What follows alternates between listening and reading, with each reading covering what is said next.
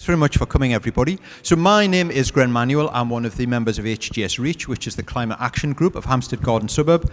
Our ambition is that Hampstead Garden Suburb should show the way from the rest of the UK in terms of sustainability and reducing our carbon footprint. Very pleased that you've managed to make it through the cold tonight. Now, what I'll do now is I will quickly run through who these fine people are and how the evening is going to unfold.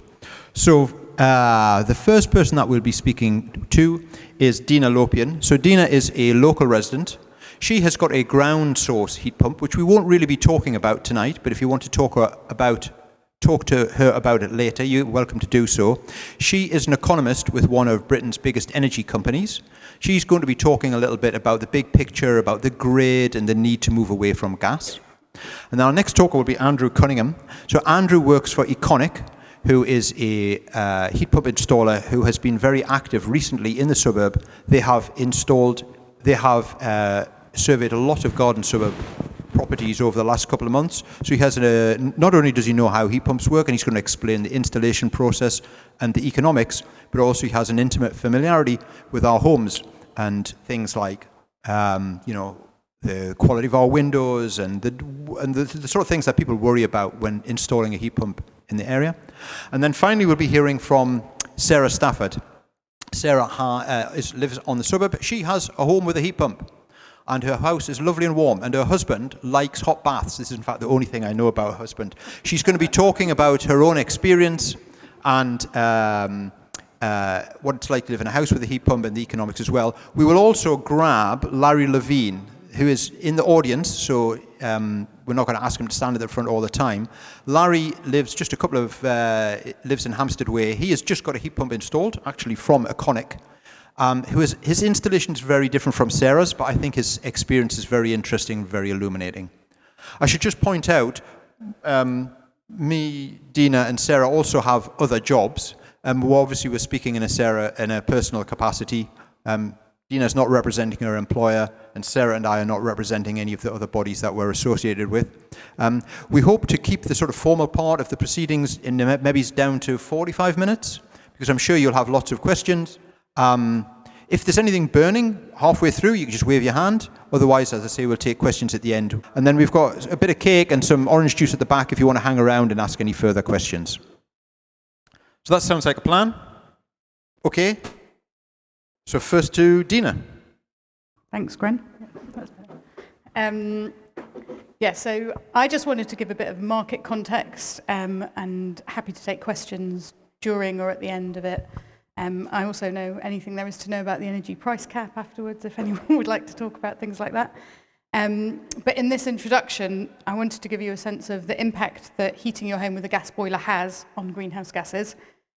Why heat pumps are the future for most homes, and we need them to hit our climate change targets, and also how the costs of heat pumps and operating them might develop over time. So firstly, there's about 25.5 million homes in the UK that use either gas or oil to heat, and central heating actually accounts for about 15 to 20% of emissions of this country. So actually, decarbonising heating will have a big impact. Over the next 10 years, we need about 11 million homes to be decarbonised and to make the switch to that low carbon heat. In the majority of cases, heat pumps is the answer to that, and that's because it electrifies the heat. So why? There's a lot of advice from non-profit, non-biased organisations to the government that says, please make it clear that hydrogen for homes is not going to be a thing of the future. Hydrogen is going to be a last resort for industrial processes and things that can't be decarbonised easily. But the answer for electrifying heat is right here in front of us, and heat pumps are used in all sorts of countries and very, very cold countries. And that's going to be the easiest win for GB. So the reason, how heat pumps work is they use electricity instead of gas. Gas is a fossil fuel, so moving away from gas to electricity should be improve the sort of decarbonise your heat in your home. That depends on how you actually generate your electricity, and year on year, how we generate electricity is getting more green. There's more renewable generation, in the system, and by 2030, you might have heard of Clean Power 2030. Well, the government and aim is to get 95% of electricity being from renewable sources, with only a remaining 5% from gas or non-renewable sources. So that's sort of why it matters, why heat pumps will work, why they're the thing the thing that we can do to help address climate change. But there's also something about the running costs. So at the moment, there's a lot of subsidies that you might have heard about to wind, solar. Lots of the renewables require subsidies still to make them investable. That is not necessarily because they're not cheap, but because they can't cope with the different prices changing all the time. So they have what's contract for difference, which is where the price of the electricity is fixed by the government and they guarantee that electricity price. Now, what that means is that there's some costs that the government then add onto electricity bills to recover them. And if those costs are on electricity bills, that makes electricity incrementally more than gas. And there's a lot of people campaigning and work underway to work out how to move those costs from electricity bills onto gas bills, which will then switch how the relative price points of the two, and will make heat pumps in the future even more competitive. So it's not a guarantee, but it's the one way that people can see to incentivize heat pumps. And at the moment, there's not enough progress towards heat pumps. There's also the £7,500 that you'll all know about, which is the government subsidy that aims to reduce the cost of installation and make the whole life costs of a heat pump similar to that of a new gas boiler. So then the other question people ask is, how can we all do this? Can it actually be done? So I guess if you think about the historic shift some time ago from coal to gas, that was done in a relatively short period of time. And there's lessons also that you can be learned from changing from town gas to natural gas. So yes, we think it can be done. Yes, the grid needs upgrading. The grid is being upgraded right now anyway to help us reach the targets of 2030. Alongside that, there's also a need for increase in energy efficiency. So insulating your home is a win-win basically, because it reduces your energy consumption regardless of whether you have a gas boiler or a heat pump. There's a lot of work that shows that fuel poverty will be reduced if more people have heat pumps and also insulation. And there's a government scheme that I could talk about, but I don't know if it would called ECO that tries to have for fuel poor people to put those in people's houses for free. So, summary. Installing a heat pump is the right thing to do because it's going to help us achieve our climate change goals. Depending on your house, the cost with a subsidy could get close to or reach parity with a gas boiler, and actually that's likely to improve over time in the operating costs. And what we found as people who've installed it is you can get put off along the way by architects, builders, people who either have a vested interest or just aren't used to thinking about it and worried about it, who might say no. And I guess that's where we come in. We're trying to demystify the process, but also we're happy to speak to anyone who's thinking about it and is nervous about it. Their architects saying no, their builders are saying, oh, I would like not to do this. So Greg mentioned I've got a ground source heat pump. Now the subsidies for that are now the same as an air source heat pump, which makes it not cost efficient, but that was quite a big amount of work. There's 3 boreholes in my garden that are 120 metres deep. It did destroy the garden, but it has bounced back. And our house is perfectly warm over the winter. So yeah, all good. And I don't know if anyone has any questions on any of this. Why don't we keep questions to the end, yeah? Okay, so next we're going to hear from Andrew from Iconic. Andrew, what you should have brought is an actual heat pump, and we could have stood it in there and everybody could have had a look at it. But you didn't. I think we've all seen a heat pump, haven't we? Okay. Yeah. Okay. Fire away, get going. So, hello. Just about me, I retrained a few years ago to be what's called a retrofit coordinator, which means to go into houses and specify insulation and solar panels and all this kind of stuff. So I did that for a couple of years, and then I found actually it was quite frustrating because people was keeping their gas boilers. They were getting all hung up about insulation and ventilation and all the bits and pieces. Actually, they were keeping their gas boilers, which was rather frustrating. So I realised that actually the route one for decarbonising is the heat pump in the house. Another little fact you probably know, that if we all stopped flying tomorrow, we'd save 7% carbon, but if we all stopped our gas and oil tomorrow, it would be hugely more. So so I got into heat pumps purely only for decarbonising. I really don't need, at the age of 63, to be doing this if it wasn't for the whole decarbonising point of it. I could play my guitar if I wanted to.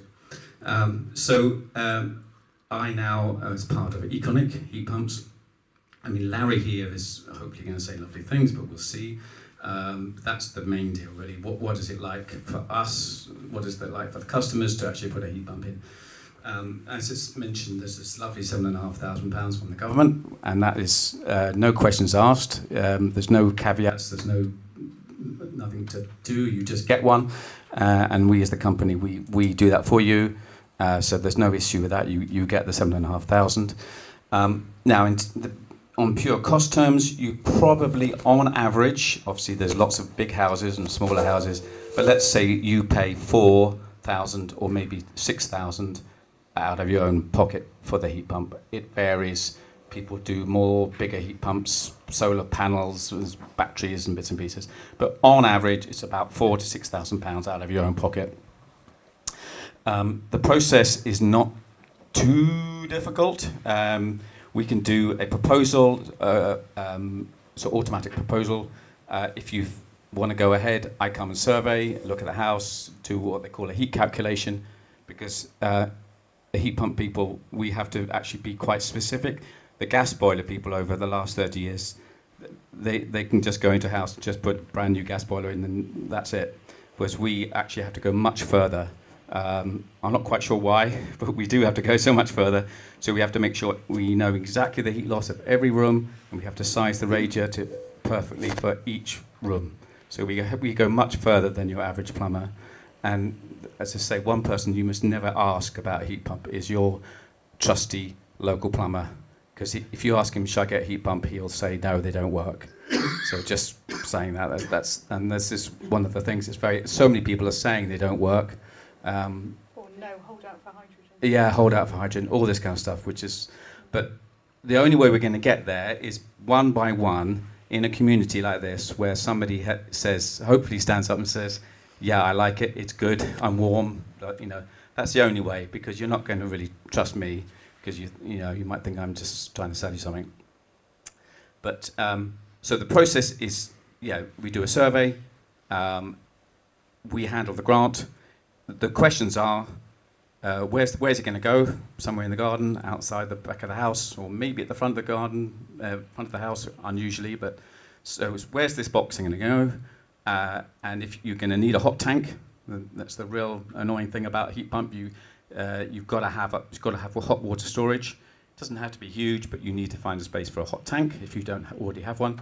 And then we need to very likely change a few radiators, at least 3 on average. So those are the questions. Where's the heat pump going to go? Where's the hot tank going to go? And are we okay about changing a few radiators? The pipe work we don't usually have to change. I think we haven't changed any whole house pipe work. But it is a bit disruptive, but it isn't terribly disruptive. It takes 3 days. It's usually 2 guys for 3 days. I have a heat pump myself for the last 18 months, and I lived like most people live, where you used to turn the gas boiler on for a few hours a day, come into the house at 5 o'clock in the evening, it's freezing, whack the gas boiler on, turn it off 10 o'clock or whatever. And that's how people live. They whack the gas boiler on and try and keep it, for a few hours. Heat pump is a whole different experience. You have it on much, much longer. You have it puttering away. It's a different experience, and I like it. Most people do like it. most people also save money. This is the thing. Yes, electricity is expensive, but it seems to be that when you just do this low and slow heating, it just warms up the house in a slightly different way. There's no science behind that particularly, but you just feel a bit more comfortable. The place is warmer. So I think the country's got something good to look forward to, because we've lived with this. More efficient. Efficiency, yes, but also just somehow, it's different. And I think people will, when that gets out, actually how it feels. It's a bit like when people say electric car, I like it, it feels good, And I think again that's going to happen, but that has to be word of mouth. You can't. There's no good me telling you that. You've got to hear it. The other thing worth saying is that there's Nesta, Nesta, government body, who do a heat pump. So if you can't see one from one we put in or whatever, you go to Nesta, visit a heat pump, and there might be one of those a heat pump on that. So you basically just find in your local area heat pump. So process 3 days, average cost £4,000 to £6,000 on top of the grant. We handle that. And it takes time. I was saying that we've done quite a few surveys locally, but it takes time for people to really get their head around it. Maybe 6 months, maybe 2 years. You think, oh yeah, I'm going to do it. Again, a bit like electric car. You don't just go, yeah, electric car. You've been thinking about it for a while, haven't you? So we understand it takes time to think it through. So yeah, I think that's it. Is that it? I've got a couple of questions actually Yes. before we move on to Sarah. Please. Okay. So you have surveyed at least 10, maybe 15. Yes, I think 12. 12 yes. houses in the suburb. Yes. Okay. So as you know, suburb houses do not have cavity walls. Is this a problem? Yes, good point. Okay, so a few building practicalities. It doesn't matter what the building's made of. It can be solid brick, it can be cavity, it can be new, it can be old. So we don't worry about that. We just make sure that we size the heat pump for the requirement of your house. So there's no barrier for the building, and there's also you don't have to have underfloor heating. So most of our houses, because we do mostly in London, most of them are solid brick, uninsulated solid brick. So yeah, you just have to make sure you size the heat pump to heat that house. Obviously, if it's uninsulated solid brick, you need a bigger heat pump than if it was lovely filled, cavity wall insulation. But there's no bar. What about windows? Same again. So it'd be good to have double glazing, but not most people do. But yeah, again, a single glazing lets out more heat. So surprise, surprise, it just puts a bit on to the heat pump and you have a slightly bigger radiator. So if you think about your gas boiler is heating your house now because it's creating a certain amount of power right now. Same with the heat pump. We just make sure it creates the right power to heat your house. So this whole thing about, oh, my house isn't suitable, it's just total rubbish, in terms of the physics. It takes a certain amount of heat to heat your building, whether it's gas, oil, wood fire, whatever, and we just make sure the heat pump is big enough. Okay, and the last thing, which a lot of people are worried about, is where am I going to put this damn thing outside my house? Yes. So. And will my neighbours complain about the noise? Yes. So we have to make sure that there is a space. There usually is a space. Sometimes there isn't, and it's too difficult. You need a space with a little bit of air around it. You can't put it right in a little sort of tiny cupboard hole with area with bricks walls all around it. You've got to have a bit of airflow, and you're also hoping that your neighbour's window isn't right there next to it. So we do a noise assessment, pretty basic noise assessment with the distance between the nearest neighbouring window and the heat pump. I have to say my heat pump, quite literally most of the time I cannot hear it even when I'm in the garden in front of it. I have a double glazed window. My heat pump is the other side of my double glazed window in my kitchen. I literally cannot hear it. So that's, and that's the experience of many. It's true that the bigger the heat pumps get, there is a bit more noise. So obviously we want to try and, but a big house would need a big heat pump, but usually you've got more space because you've got a bigger garden, or you've spaced out the house has got more grounds to it, basically. How far away from the house can you put it? You can put it up to 15 or 20 meters. There's not really. You can go quite a long way. Obviously, we try and put it close to, just because it's a bit more efficient and less work and whatever. But you can put it. Sometimes we have to put it way back in the garden, but we'll obviously try and put it close. But it's always a bit of jiggery pokery about where's it going to go, the box. And that's life, really. It is a box, and it's got to go somewhere. And just before I go to Sarah, I think it's worth pointing out that you do need trust approval for a heat pump, but the trust routinely approves heat pumps. It's doing at least 2 a month, I think, at the moment. There's no problem about them, and in the latest guidance about retrofit that the trust issued a month or so ago, there is a section on heat pumps. You have to fill in a form and pay your £100 or whatever it is, and unless there's some problem, they're just normally sort of approved by the staff. It's not a huge deal like getting like solar panels on a roof, which can be like very much more complicated. It's not that big a change to your house. Okay. They don't care about the noise either. Oh yes, and also the trust is not in the noise business. It's only caring about the sort of visual impact on the house. So for sure you're not going to get approval to go on the front. But Barnett might be interested in the noise. I'm not really an expert on the noise. Anyhow, Sarah's an expert on the noise, so she's going to talk about noise. All right, so I'm going to talk. I'm going to rush through this because I've timed it and it's a little bit too long. So I'll talk at a million miles an hour, but please do kind of store up questions or raise your hands as we go through. So we did an air source heat pump installation in our house in the garden suburb back in 2023, and I'm going to talk quickly through that. So this is a cheeky before and after photo, and of course it's a trick because it's the same photo. But the point is that in this strict conservation area, the external appearance of the house cannot change before to after. So I know that Andrew just mentioned before, sometimes you put heat pumps in front of houses. In this area, you will not be allowed to do that. So as you are going to the trust to seek consent, don't ask to put it in your front garden. They will say no. But so you're looking for a space, ideally, at the back garden for that to go in. But next slide. Behind that facade that hasn't really changed, we did a huge amount of work. And I'm mentioning that mainly to acknowledge that for most of you here, this will not be the case. When you put your heat pump in, you will be swapping out a gas boiler, putting in an air source heat pump, and that may well be it. And that's fine. And I'm going to tailor that talk to that reality. But in our case, as you can see, we went back to brick in every single room, and we even put a new roof on the house. So we did do this as part of a major renovation. That gave us 2 advantages, I would say, over most people's retrofit. The first advantage was that we had the flexibility where we were going to put our hardware. As Andrew has just mentioned, you need an external unit and you also need a hot water tank inside your house. So we had the flexibility on space. And the second advantage that we had from doing our whole house renovation was that we took the opportunity to really focus on insulation as we were doing it.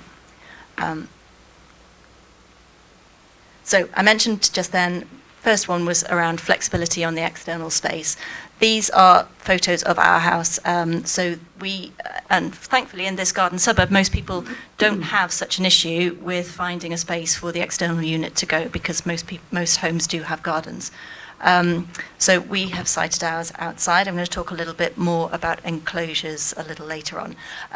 But the photo on the right is our installation. And I want to say a couple of things about that. Firstly, I'm aware that that photo looks a bit intimidating because there's a huge amount of pipework on there.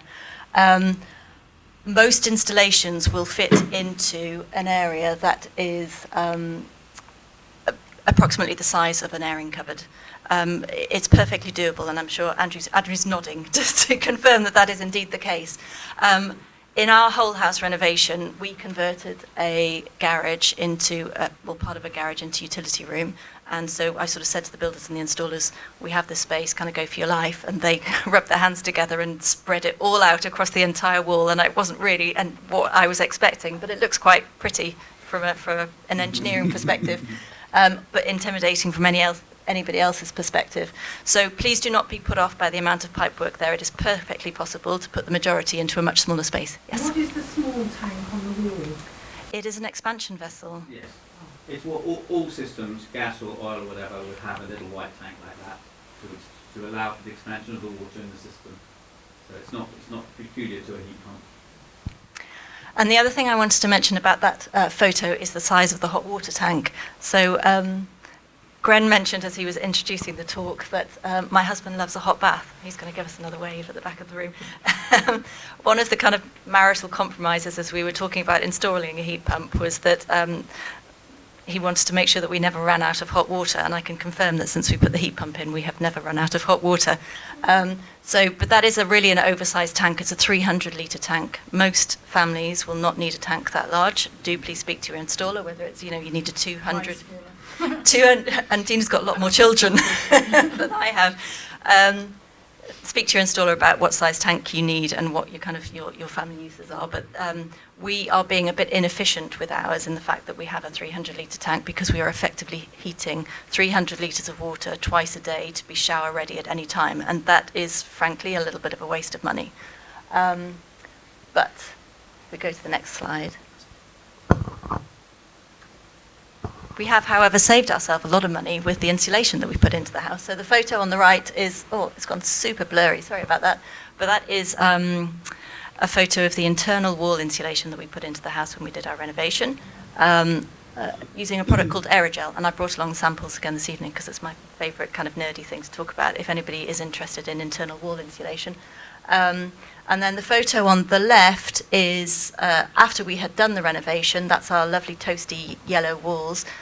A photo taken using the Reach's infrared camera loan scheme. So I would encourage any of you who are thinking, especially as the nights are so cold now, if you want to check where the drafts are in your home, what you could possibly do to insulate and to reduce the drafts so that you are improving the thermal efficiency of your house, maybe making it more economical for you to install a heat pump, then do please take advantage of that loan scheme. It's excellent. It can just attach to any phone and you get really instant great results. And so you'll see from that photo that after we had done it, we still had a couple of very cold windows, and that's because those are the original single glazed leaded light windows on the front elevation of the house that we were not allowed by the trust to replace for double glazed units. So those have since had secondary glazing installed behind them.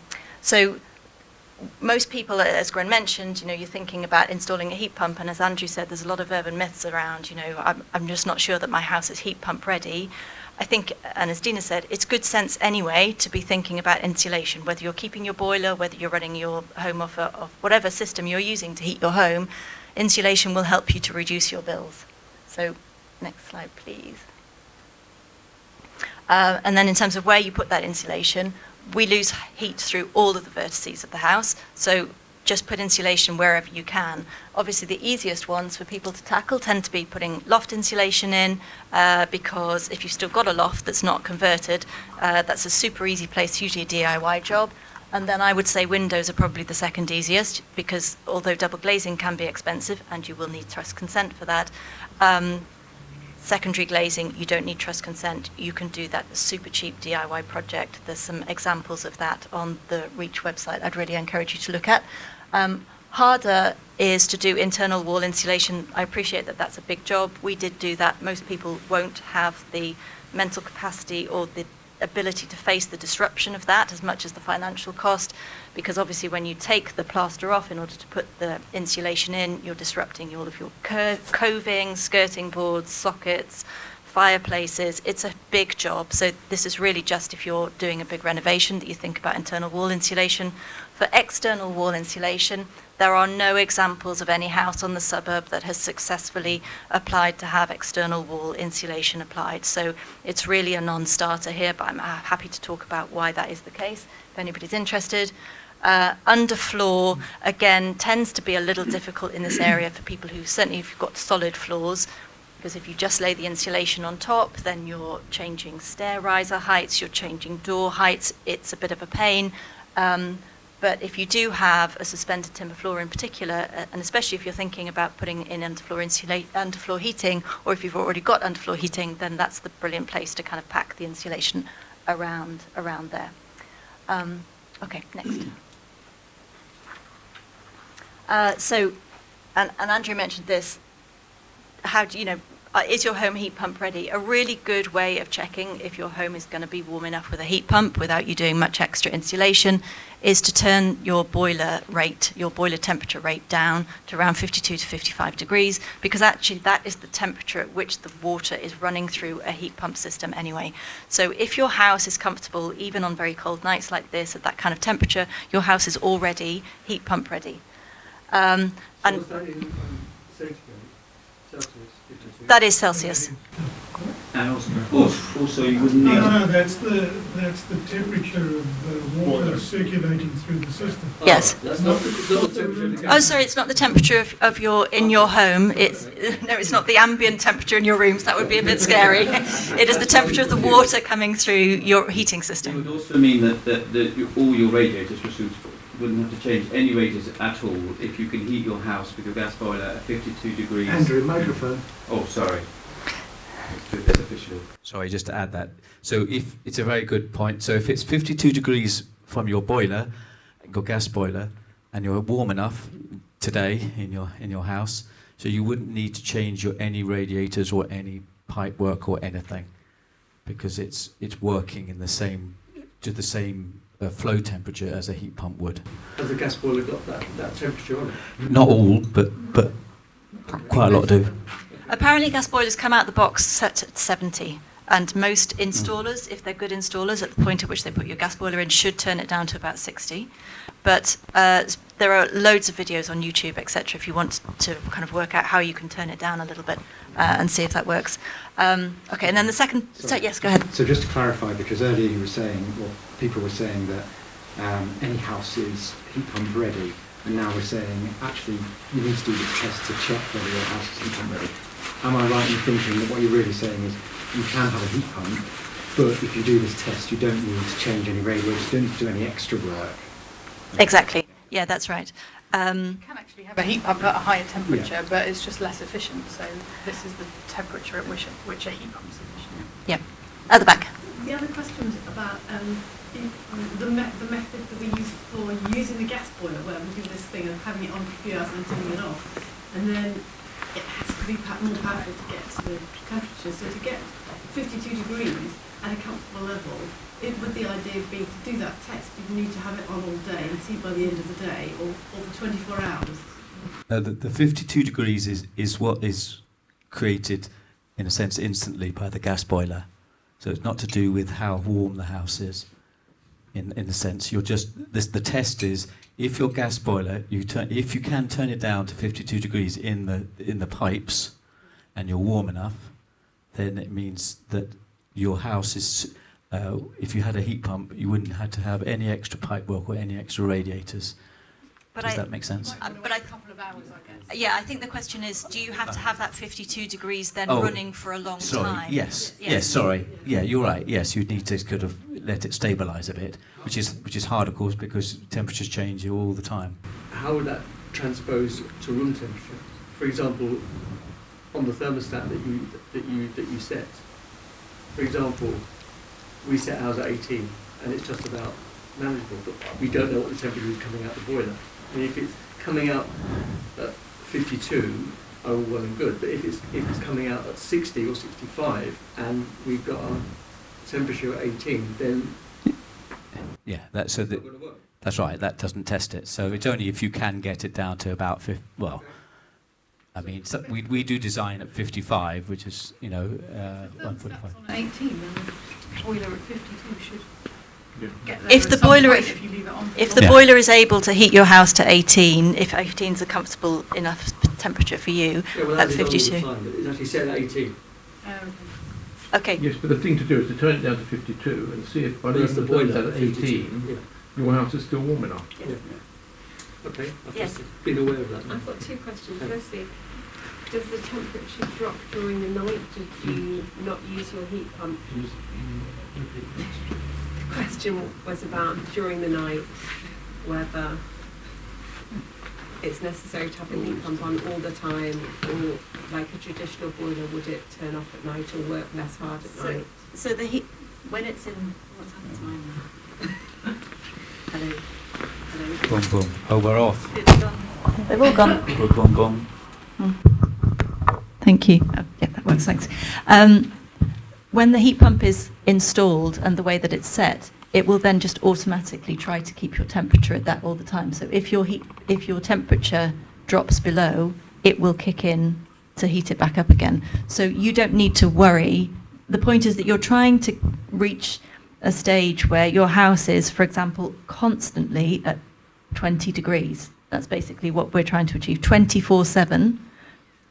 If you prefer it a bit cooler. Then you can turn it down. I don't know if this isn't working, No. but let me get. I'll I retrain don't my know. seat. So just to say, you set a schedule for your heating, like in any gas boiler, but you don't have. So at night, it's sensible. You don't want to get the house too cold. So it's perfectly reasonable to have it a bit cooler at night, but you mustn't let it get really below 16 or 17 because you can't ramp it up. If it's 16 at 6 a.m. and you want a warm breakfast at 7:30, you're not going to get it with a heat pump. Yeah. So you can have it a bit cooler at night, but not so much cooler, because that's the one thing the heat pump can't do. It can heat slow and steady, but it can't ramp up. It can't take your house from 16 degrees to 21 degrees in an hour. It just doesn't have that power. Mm. It's all about matching the heat load as you go. So when we install the heat pump, we commission it. We set the schedule just like an ordinary gas boiler.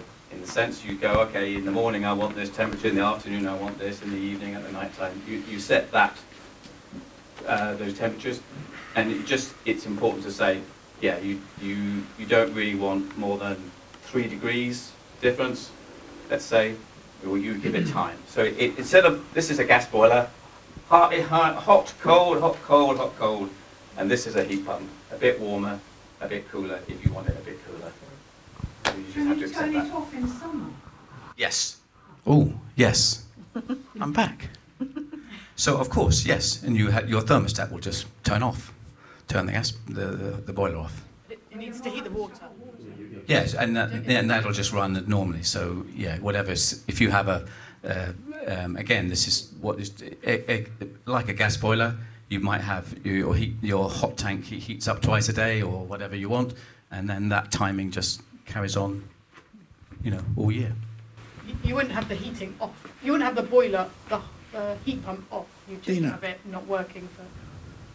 You wouldn't have the heat pump off. You just have it so it didn't heat up. It's not the doing central space heating. It would just do the hot water. It's waiting. The heat pump through the summer. The heat pump is waiting to do your space heating, but it only does the hot water because that's all you need, obviously. So you set that in the controls, or we set it for you if you want. Can I just make a very quick point? So I'm Sarah's husband, and you can say Sarah knows everything about this stuff. I know nothing. And when we talked about the heat pump, I think I had a lot of the concerns that some of you may have, because it's completely counterintuitive. When you've been used to a gas boiler and living a life where if you want it to be hot, you just turn this thing on, and then you turn it off because the house is too hot, and then it gets cold an hour later. That's what we're all used to. So I can tell you from experience, now that we've been in this house for a year, that I've gone from having to constantly think about the heating in a house where we've got a boiler to literally never having to think about it.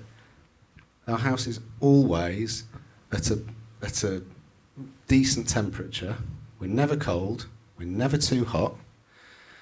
And it's not too cold at night, I suspect. Again, you might tell me otherwise. I probably should know this. I assume it's because it gets colder at night anyway, so the house probably gets a little bit cooler. But the thermostats in our various rooms, I mean, they vary between sort of 19 and 21, and going from 20 to 21 in the kitchen is normally because we've had the oven on or something like that. It's just so stable. So you go from a world where you're constantly having to think about it to never really having to think about it. So I'll just give you my 2 penny worth as somebody who doesn't understand any of this stuff. We're sceptical, not because I'm scared. I know we need to move to this, but it's so counterintuitive, but once it's done, it just removes you from ever having to think about heating your house. Yes. So what do you do about the oven? Is that working off your heat pump? The oven. No, it's not working off the heat pump. It's powered by electricity. But the point is that when you could, in theory, still keep a gas hob and a gas oven if you wanted to. But I think for most people who make the switch to heat pump, you want to be off fossil fuels. And I'm really pleased that we have made that switch. I'm delighted to see my capped off gas pipe in my house. And so we run everything off electricity, but all that the heat pump is powering is our space heating and our hot water. It's not powering anything else. That just comes off the grid the same way. I mean, you could move. You have to. I would say you would want to move to an induction hob and an electric oven because you're paying a standing charge for your gas every day of about, I don't know, on the price cap it's about 31.5p or something. So you just don't want to keep paying that for using the hob a few times. But also don't let that bother you. If you really like cooking with gas, cook with gas. You know, it's not the end of the world. You know, your carbon footprint's going to be zilch without, you know, if you get rid of your gas heating. So don't let if you really love your gas cooker, keep it, you know, but get rid of the space heating. It's a good idea anyhow to run your gas boiler cold, because normally what happens when the installer installs your gas boiler, they want you to feel that you've got value for money out of your gas boiler. So they set the water, your heating temperature up super high. So what happens is your house cools down, your gas boiler wakes up, squirts super hot water around your house for about 45 minutes. All of a sudden your house is boiling hot. Then the thing switches off and then your house gets cold again. But the gas boilers are quite inefficient at producing super hot water. Even gas boilers are more efficient if they're run cooler. So if you just want to save money on your energy bill anyhow, turn down your gas boiler temperature. It's not the same as turning down the heat of your house. It just means your radiators are going to be on for longer with colder water in them, as opposed to having scalding water and then cooling down, scalding water and cooling down. We have a guide on our website, the HGS Reach website. We have a link to a guide which has got pictures of lots of different common boilers, Worcester, Bosch, all the different ones, explains how you do it. Obviously, you shouldn't do it if you've got anybody in your house who's particularly vulnerable, but you should be able to turn it down a bit, see if your house is still nice and warm. Turn it down a bit more. You can save, typically, if you move it down, you might save as much as 8% of your gas bill just by turning down your gas boiler. Plus also, it will give you confidence that if you move to a heat pump, actually, it's going to work. My house can be heated with a nice, gentle heat instead of being in this, you know, scorching hot, freezing cold pattern, which is typical for an ordinary gas boiler. And just a couple of other things on our website as well, which are other resources. We have a lovely video of Sarah and her house, so you can virtually wander around Sarah's house. We also have a video on secondary glazing. If you've got single glazed windows, you should definitely do that. And also, we also have a guide. Sarah mentioned the infrared camera. If you want to borrow that, member of the Residents Association, if you want to find out where all the drafts are and things like that in your house, go to that place and borrow our infrared camera. Sorry, another question at the back? We'll just take two more questions and then I want to get to Larry, because Larry's house is quite interesting. I haven't finished very my different. slide. Oh, sorry. Oh, sorry. Sorry. Okay, Sarah, why don't you finish and then... Okay. Great. Do you mind? Yeah. Let me rush through 4 slides and then we can finish up, and I don't feel like I'm halfway through. All right, let's move on. So I just want to say how we did our space heating, and you don't have to do this, but we decided to do underfloor heating for the whole of the downstairs of the house. Underfloor heating does work particularly well with heat pumps, but as Andrew says, it's not a necessity. Don't feel that you can't do it, but it does if you don't have underfloor heating, but it does work really well. And then upstairs we kept our original cast iron radiators, which are already almost better than the kind of more modern radiators because they do warm up slower and cool down slower anyway, so they're kind of quite well suited to heat pumps. Okay, next. Oops. I just wanted to come on to quickly consents because we did talk about it briefly, but it kind of finishes the picture. So trust consent, do you need it? Yes, you definitely do need trust consent. You submit a drawing to them saying where you're proposing to put the air source heat pump external unit. They don't care about the internal unit, but the external unit, where you're going to put that. And you also need to talk to them about visual screening, which I'm going to talk to you about in just one second. I think the fee's £119, but you'll find it on their website. And then you just wait a couple of weeks for the decision. Or, as Gren said, because this is now becoming so routine, if yours is a very routine application, they may give you an immediate application. But speak to the architectural staff about that. They're very responsive, and you can just pick up the phone to them. Do you need Barnet consent? No, you don't, unless your house is listed. So even though this is a conservation area, an air source heat pump is still permitted development. Now, we made a mistake during our retrofit that we needed Barnet consent for various other things, including a small extension that we were doing. And so we mentioned to them that we were putting an air source heat pump in, and they took that information and ran with it. Their environmental protection team is particularly annoying, so don't mention it. In hindsight, I wish that we hadn't mentioned it, because then they started asking us questions about noise and about screening, and we spent a lot of very frustrating weeks with them. But you don't need to contact them unless your house is listed. And again, people talked about the noise, but you don't need an acoustic survey generally for an air source heat pump. But since we were putting in an air conditioning unit at the same time, then we did need it for that. Okay, next. So the photograph in the middle is one that I was on an earlier slide, and that is my installation. And it's unusual for this area because it's not in an enclosure. But the photograph on the right is what the Trust would typically expect to see in this area in terms of, and that's also what Andrew has. And Larry, have you got yours in a slatted? I've got a trellis with bigger square openings. Excellent. So Larry has a trellis around his, and but that's slightly blurry photo there, but it's a slatted screen all around the heat pump, and that is what the Trust will typically ask you for, just so you're all aware. Even though it will be in your back garden and probably nobody else will see it, they do expect some kind of screening. The only reason why we were able to persuade them that we didn't need screening for ours is that although it's not super obvious from that photograph, our unit actually sits inside an almost fully circular, it's a horseshoe-shaped, very mature fence. And even when you're sitting in our garden, you can't see the heat pump unit because it's so enclosed. So that's the only reason why we have been exempted from the screening requirement.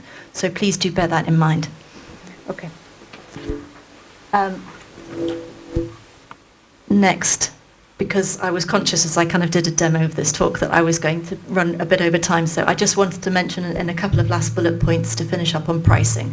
I know a couple of people have mentioned this already, but the BUS, which is the Boiler Upgrade Scheme grant, is currently £7,500, and you don't pay that out of your own pocket, so it's not a cash flow issue. The installer will apply for that grant on your behalf. You then it gets netted off against the cost that you pay for your installation, so you don't have to be out of pocket and then reclaim that money. You just never need to pay it. In terms of timing, a really big takeaway from this talk that I do want to kind of press home because it's so important, please do not wait until your boiler breaks before you start thinking about installing a heat pump. Because even as Andrew said, it takes minimum 3 days to do the installation, but before that you're going to have had a survey and all of your calculations run, and these things take, Andrew, what would you say, average? Probably minimum 3 weeks from start to finish. Minimum 3 weeks. That's excluding Barnet. Well, you don't need to go to Barnet. Do not go. Oh, and if your house is listed, maybe you do. Barnet, if you do a fast track application, I think maybe it's as little as 2 weeks. But their regular application period is 6 weeks. The Trust, in theory, that's 6 weeks, although, as I say, they can be very routine. Maybe the architectural staff will just give you an immediate sign-off. But yes, please do not leave it until your boiler breaks. If your boiler is 5 years old, 7 years old, now is really the time to be thinking about this so that you are ready to move before it does break. And then on energy bills, we've saved roughly a third on our energy bills. Now, I have to caveat that with the fact that we didn't live in the house before we retrofitted it. So when I'm making those calculations, I'm doing it on the basis that prior to moving into this house that we renovated, we lived in a very similar uninsulated house, also in the suburb, but similar kind of size. I know what our bills were then, I know what our bills are now, and we're actually about 50% on our energy bills, but that's because we also installed solar panels at the same time. Again, happy to talk to anybody about that, which gives us about a third of our energy, about a third of our electricity usage free. So if you don't have solar, then I'd say roughly, and my experience is that I've probably saved about a third on my energy bills. Right, okay, I'm done, thank you. Right, Larry. So Sarah's installation was part of a full retrofit. It's a very inspiring project, but it's quite a big job. But Larry, I wouldn't say he's done it on the cheap, but he's certainly done it on the cheaper. Do you want me to ask questions or just want to talk about it? Well, I'd like to just go through it go for it. quickly. Go for it. So we live on Northway. We have a 3-bedroom house with a loft conversion. Our boiler was about 14 years old. It was working perfectly well, but I was concerned that it may fall over at any point in time, and then what would we do? And I didn't want to have to replace it with another gas boiler. So I started investigating various options, including hydrogen. I would have liked hydrogen, actually, but we won't talk about that. And ended up on a heat pump, and I got a couple of quotes, including one from Econic, and we decided to go ahead with Econic. So just a bit about our house. We bought the house 30 years ago. At the time, it was in its original condition, so we had to do major work on it. And Barnet at the time required that we put some insulation in the floor, which we did, as well as some insulation in the loft, particularly around the loft rooms in the extension. And then about 10 to 12 years ago, we put in a double glazed windows as well. So not nearly as much as you have, but some insulation in there. I do have, just for interest's sake, some real-time temperatures from our house.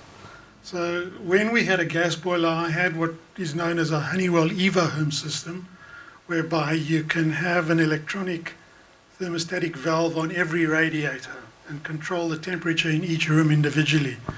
With a heat pump, you don't use TRVs at all. You just, in our case, we have one sensor, which we have in the kitchen, but I repurposed the TRVs as temperature sensors, and I can show you what the temperatures are in the various rooms in our house.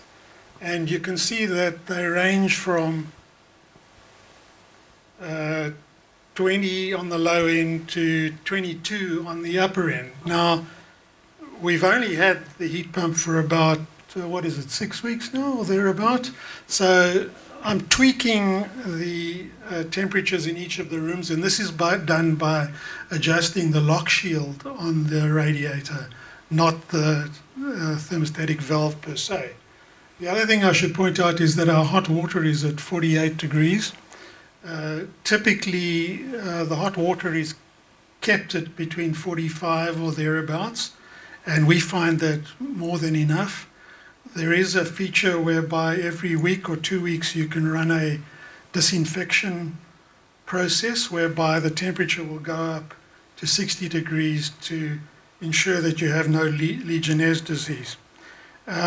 We've only been able to track the cost for 1 month, and I can say that we are about 10 to 15% down on last October, but then it wasn't particularly cold in October, and I can't recall how cold it was in October last year. So it'll be a better indicator will be the November bill, which I will get in early December. I want to mention plumbing. Now, our house, when we put in a new plumbing system in 1984, we installed a vented plumbing system and a vented heating system, which means that we had storage tanks in our attic and we had pumps on our showers. And the heat pump system works on a non-vented system. So our first concern was that when we go from a non-pressurized system to a non-vented mains pressurized system, that we may have leaks. And these kind gentlemen convinced us that we don't need to worry about leaking, because if the system can tolerate 0.6 bar, which is what the head was, it would be able to tolerate 1.6 bar, which is the pressure at which the heat pump system operates.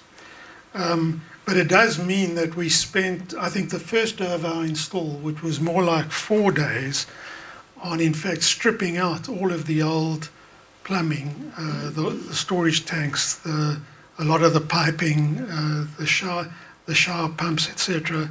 And we now have a very neat installation, and thank goodness we haven't had any leaks so far. I want to also just comment briefly on the hot water tank. The hot water tank historically was in a cupboard on the first floor of our house, and that's where we kept it. That used to be a 160-litre tank, and these gentlemen were able to get into the same cupboard, normal kind of hot water tank cupboard, a 300-litre tank, including 2 expansion tanks and all of the other piping associated with and that was a work of art. I mean, I must say it was exceptional. So if you're concerned about the space that the hot water tank will require, you can rest assured that they will get it into the minimum space that they can. I want to talk briefly about radiator sizing and circulating temperature. Underfloor heating typically operates at about 40-45 degrees C, which is perfect for heat pumps. Heat pump efficiency drops as the circulating temperature goes up. So if you have underfloor heating, as you do, it's ideally suited to a heat pump. They can go up as high as 75 degrees, but you wouldn't operate a heat pump at 75 degrees because you'd have a dramatic reduction in the efficiency. So I think you typically design at 55 degrees. Yeah. We go as low as we can. You go as low as you can, correct. And in fact, the software that you use, which is homely control software, which is actually excellent in that it looks ahead, it looks forward to look at what the weather's going to do over the next few days, and it adjusts the heat pump accordingly. Its role in life is to minimize circulating temperature as well. Okay, before we ask for more questions from the audience, I've got a couple of questions. Sure. Number one, where is your external unit?